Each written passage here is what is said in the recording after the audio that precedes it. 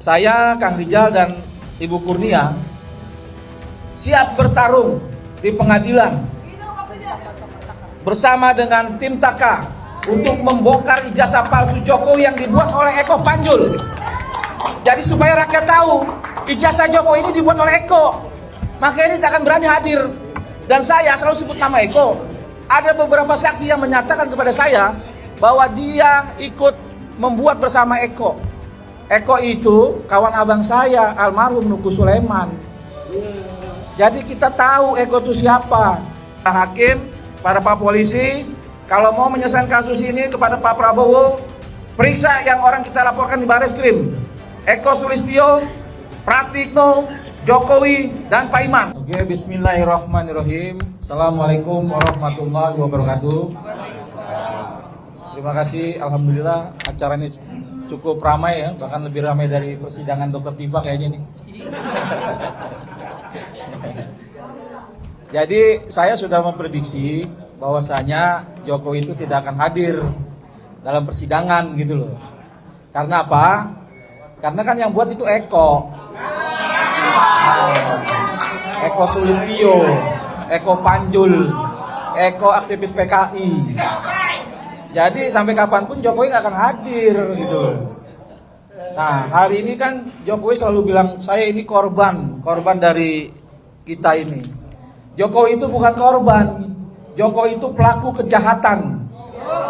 Jokowi itu harus ditahan, ditangkap. Eko Sulistyo, Pratikno harus ditangkap. Kalau polisi mau memeriksa laporan kami di Bareskrim, selesai kasus ini. Jokowi pasti ditangkap dan diadili. Jadi atas putusan Dr. Tifa, ternyata ada yang lebih senang dari Dr. Tifa gitu loh. Saya tadi di Bareskrim saya ketemu dengan Lecumanan. Nah, Lecumanan ketemu saya tegur, Bang Lecu, oh iya Bang Rustam katanya. Waduh, selamat Bang Rustam menang katanya gitu kan. Saya bingung juga apa yang menang. Nah, terus saya bilang begini sama Lecu, bukannya lu yang menang. Kalau begini kan Jokowi kan gak hadir di pengadilan gitu kan. Artinya lu menang. Oh iya bang, makasih bang gitu. Jadi intinya kasus ini memang sengaja dibuat Jokowi supaya Jokowi tidak hadir di pengadilan gitu loh. Nah, kami ini bertiga, saya, Kang Rijal dan Ibu Kurnia siap bertarung di pengadilan bersama dengan tim Taka untuk membongkar ijazah palsu Jokowi yang dibuat oleh Eko Panjul. Jadi supaya rakyat tahu ijazah Jokowi ini dibuat oleh Eko, makanya dia tak akan berani hadir. Dan saya selalu sebut nama Eko.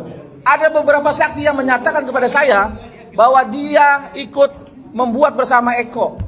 Hari ini juga ada Mbak Ita, terima kasih Mbak Ita hadir. Mudah-mudahan bisa bergabung dengan kami untuk membongkar ijazah palsu Jokowi, yang dimana kawan Mbak Ita juga mengakui kalau dia ikut bersama Eko. Wah, terima kasih Mbak Ita, selamat berjuang kembali. Jadi tidak ada lagi peluang Jokowi untuk menyatakan ijazah dia itu asli. Dia ini bingung gitu loh, dipikir dengan memusnahkan barang bukti, membakar pasar pramuka akan hilang. Tidak, pembuatnya masih ada. Ijazah ini dibuat 2029. Siapa yang membuat? Ya relawan 2012 ijazah ini dibuat. Ketika Jokowi Ahok. Siapa yang membuat itu? Ya relawan itu. Nah, saya temukan dan mengakui, bahkan orang yang tertinggi dari relawan itu kerjaan kue sama Eko. Artinya selesai barang ini dibuat di pasar pramuka. Kalau kita bertarung, nanti kita dorong orang itu biar Jokowi itu mukanya berdarah-darah gitu loh. Nah, menangis darah biar dipermalukan kepada seluruh rakyat Indonesia, supaya tidak ada lagi presiden macam Jokowi yang pembohong ini gitu loh, yang merusak bangsa ini, menghancurkan bangsa ini, dan sok menyatakan ijazah itu asli, padahal palsu, 1000% palsu. Foto itu bukan foto Jokowi, gigi yang gingsul itu bukan gigi Jokowi, bibir Jokowi itu tidak seperti itu. Bibir Jokowi itu kalau kita perhatikan sebelah kirinya miring, yang ini rata, bibirnya agak tebal, itu bukan Jokowi. Kumisnya juga bukan Jokowi. Kacamatanya itu kacamata bang siapa itu yang di depan tuh. Jadi itu memang bohong besar, Jokowi melakukan kebohongan, dan saya yakin Jokowi tidak akan berani berhadapan-hadapan dengan kami. Kamilah yang membongkar ijazah itu. Kami yang memulai, kami yang akan mengakhiri membongkar ijazah Jokowi palsu. Kepada seluruh rakyat Indonesia, kita lihat sampai titik darah penghabisan, kita akan lawan Jokowi. Kepada para termul, menurut saya, segeralah menghindar dari Jokowi. Karena apa? Ijazah Jokowi itu dibuat oleh Eko Panjul, Eko kader PKI, aktivis PKI dari Solo. Jadi jelas, Eko itu kawan abang saya, almarhum Nuku Sulaiman. Jadi kita tahu Eko itu siapa. Jadi Jokowi jangan berpura-pura lagi. Udah dapat barang inilah siapa yang buat. Kira-kira seperti itu. Jadi jangan kita meyakini ijazah Jokowi itu asli, jangan. Ijazah Jokowi itu palsu, dibuat oleh Eko Panjul, Eko Sulistyo, aktivis 80-an, aktivis PKI. Yang hari ini Solo Jakarta lagi menyelesaikan S3-nya. Jadi jelas hari ini para hakim, para pak polisi, kalau mau menyelesaikan kasus ini kepada Pak Prabowo, periksa yang orang kita laporkan di Bareskrim. Eko Sulistyo, Pratikno, Jokowi, dan Pak Iman. Terima kasih. Wabillahi taufiq wal hidayah. Wassalamualaikum warahmatullahi wabarakatuh. Vitor kita panggil lagi. Panggil lagi. Oke. Pak Taufik sini, Pak Taufik. Gabung lagi Vitor. Sini. Sini, Pak Taufik. Sini. Sini. Iya. Biar kameranya nggak berubah.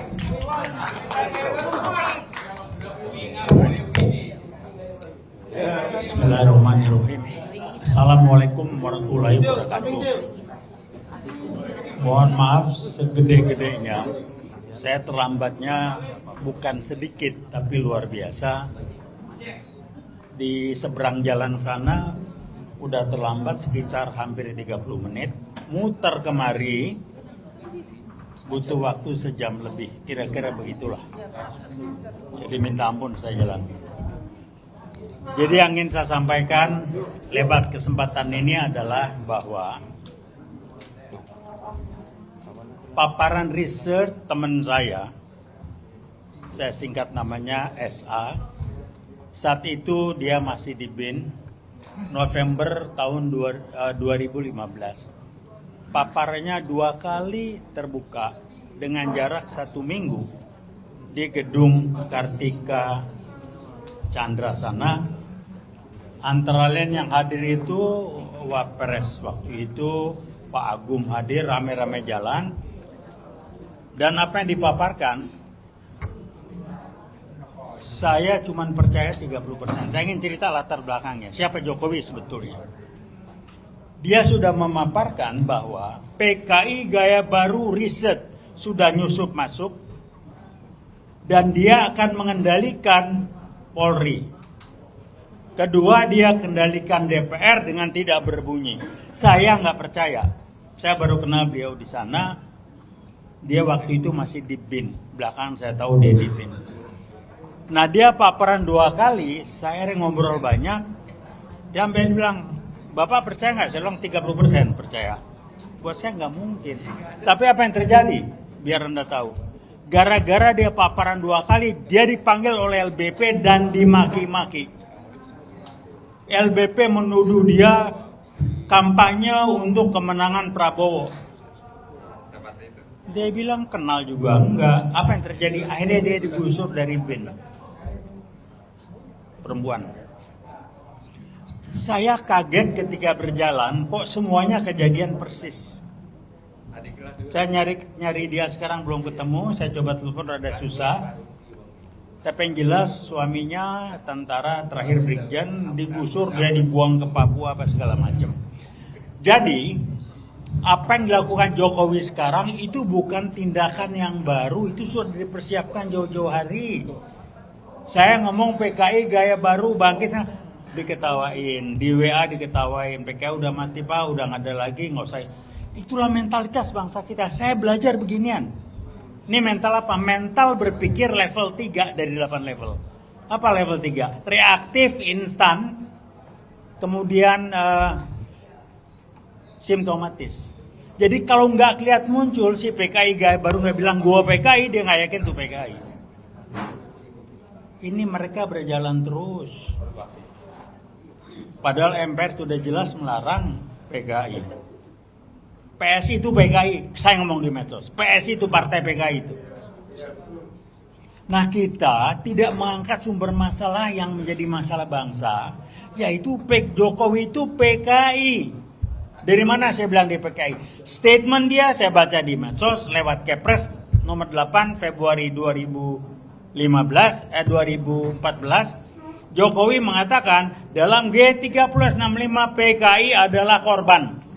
Keluar Kepres susulan menyantuni keluarga korban. Kita diam. Kita nggak ribut. Inilah bangsa ini. Nunggu muncul, nunggu kebentur baru bereaksi. Tolong kita belajar lah mentalitasnya kok nggak dibenerin mau sampai kapan. Berpikir level 3. Jadi apa yang kita lakukan ini, kita sebetulnya mengedukasi bangsa, merubah mindset bangsa ini. Jangan lagi mindset level 3, naiklah minimal level 5 gitu. Dan dia tidak akan berhenti, Jokowi ini, nggak akan berhenti. Jadi rekan-rekan kita yang lain ngangkat ijazah Pak Nyu silakan aja. Saya kalau bisa ngomong di publik, saya angkat ya PKI gaya barunya. Itu ada jaringannya yang main semua itu. Eko tuh PKI itu. Tadi ada yang bilang kan ya, yang emang dia betul itu. Tolong cek si rekap tuh siapa isinya. Kok bisa-bisanya yang menang Prabowo dibawa sama ada Gibran gitu. Siapa si rekap? Kok kita nggak ribut? Nggak ngerti saya. Teman-teman ini masyarakat ini kok nggak ribut? Karena memang ada program dari mereka untuk membuat masyarakat tidak menganggap ini penting. Jadi kembali saya katakan apa yang kita lakukan bukan hanya untuk kita. Yang kita lakukan adalah bagian dari proses melawan bangkitnya bergeraknya PKI gaya baru yang sudah berani tampil ke permukaan dengan partai gajah yang namanya PSI. Saya mau di publik. Siapa? PSI itu partai gajah, PSI itu PKI. Jadi saya nggak tahu, saya ditanya, Fik lu ada yang ngancem nggak? Alhamdulillah nggak ada. Saya ngancem gua mah percuma ya kan. Udah sepuh begini, percuma juga habis dia ancam segala macam. Belum tentu gua takut juga diancam. Gua anak jalanan diancam, kerja kita ngancam jangan diancam gitu kan. Jadi tapi ini yang terjadi, ini tidak akan berhenti sampai di sini. Tidak akan berhenti sampai di sini. Dan untuk ada yang lain, Mbak kita saya nanya, ada yang ngancem-ngancem nggak? Saya paling takut, mereka akan dikerjain. Akan dikerjain. Ke keluarga orang yang dekat sekalian, ini PKI semua. Saya siap lawan fisik ke mereka, karena mereka sudah tidak punya mental berkelahi lagi, tapi nyusup kiri, nyusup kanan. Karenanya saya hanya membantu agar teman-teman lebih memahami. Saya tidak akan ngomong mencuatkan ijazah palsu, walaupun itu juga strategis mengacun Jokowi. Saya angkat PKI gaya barunya dia. Kenapa? PKI adalah musuh semua bangsa ini. Kalau kita ngomong ijazah, barangkali yang sebagian yang pusing, yang lain ijazah diributin. Tapi kalau PKI gaya baru, saya maaf, saya kenal dekat beliau. Saya berdosa juga. Saya nenteng dia, saya yang bawa dia. Saya kagum sama dia. Ini orang jujur, sederhana, segala macam. Saya kenalnya lewat pertemuan jam 10 malam. Kita tungguin teman saya kenalin.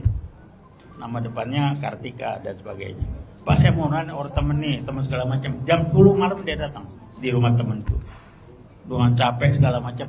Anda liatin, saya jatuh hati waktu itu. Karena dia bilang, Pak kita pulang duluan deh, Bapak istirahat aja, Bapak capek. Apa nyautnya? Jangan begitu Pak Taufik. Bapak datang untuk saya. Capek itu tanggung jawab saya. Saya ganti baju sunat, mohon Bapak jangan pulang. Ngomongnya begitu humble. Sampai sekarang, waduh ini orang hebat banget nih. Jujur, sederhana, lugu. Taunya gue yang bego bener. Habis gitu gue. Belakangan saya mulai tahu dia bohong dan saya tinggal pergi. Saya ngomong empat mata sama dia. Pak Jokowi jadi gubernur, saya bantu habis, insya Allah jadi. Begitu dia jadi, dia datang, Pak, Bapak minta proyek apa? Hah, kaget gua. Terima kasih Pak, enggak. Saya contoh satu hal sama Bapak. Tolong jadi gubernur 5 tahun, selesai baru Bapak tinggalkan kalau mau pergi. Siapa? Janji Pak gini, ngomong berdua empat mata. Anggit ajudannya itu ada di situ.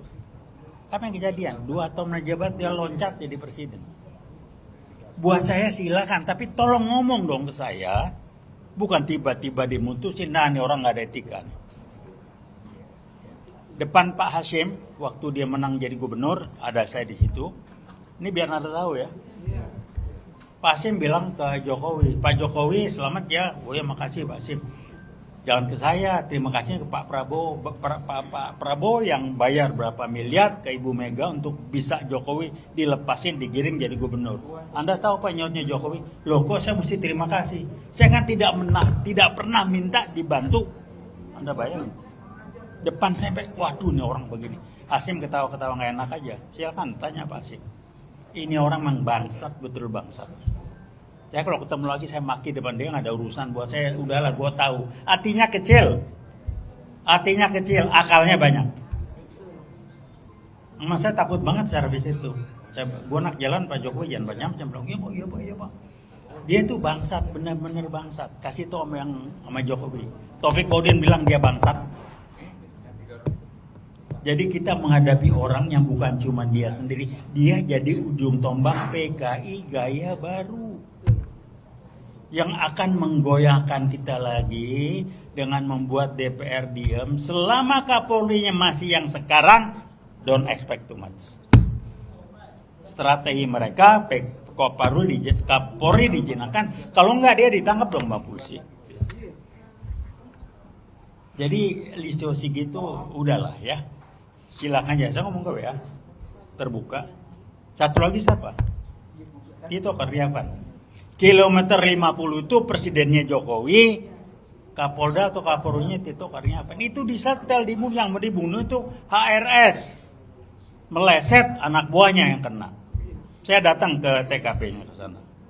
Saya ngomong sama polisi, Pak ini apa Pak? Oh ini Pak, udahlah Bapak jangan bohong ya, yang akhirnya ditangkap mati apa itu karena ngelawan katanya. Udah nih PKI gaya baru Pak. Jadi kilometer 50 adalah contoh bukti bagaimana PKI bermain presidennya Jokowi. Nah Tito Karnavian itu tangan kanannya.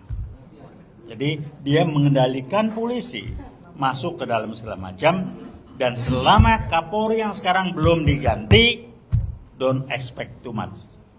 Polisi yang baik-baik disingkir-singkirin.